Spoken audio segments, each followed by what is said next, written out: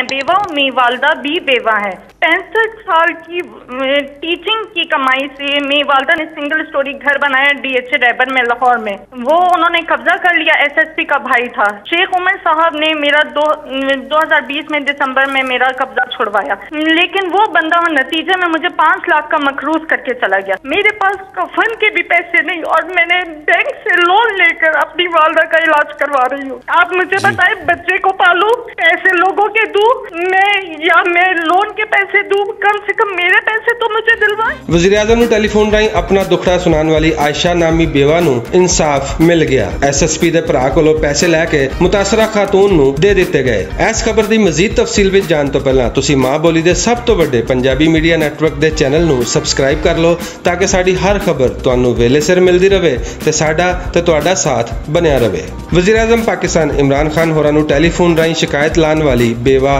आयशा नूं फौरी तौर ते इंसाफ मिल गया। आपका वज़ीर आज़म आपके साथ प्रोग्राम विच आयशा बीबी ने शिकायत की सी कि उन्हां दी पूरी हयाती दी जमा पूंजी एक मकान सी जिहदे उत्ते SSP दे भरा ने किराए ते लैके कब्जा कर लिया सी। साबिक CCPO लाहौर ने हुकूमत दी कब्जा माफिया दे खिलाफ चलाई गई मुहिम दे विच उन्हां दे मकान दा कब्जा ते छुड़वा दिता सी, पर उस मकान विच कीती गई तोड़-फोड़ दी मद विच 4,72,000 रुपया जिहड़ा SSP ज़ीशान असगर दे भरा इमरान असगर ने देना सी ओ नहीं दिता जा रहा। इस शिकायत दे 24 घंटिया दे अंदर अंदर CCPO लाहौर गुलाम महमूद डोगर होरी हरकत विच आए ते उन्होंने इमरान असगर कोलों 4,72,000 रुपया लैके मुतासरा खतून नूं दे दिता है। इस तरह टेलीफोन राही शिकायतां ते हल होंदियां रहणगियां, पर हुकूमत नूं ऐसा सिस्टम बनाने ते तवज्जो देनी चाहिए जिस सिस्टम के तहत हर मुतासरा पाकिस्तानी अपने मसाइल हल करवा सके।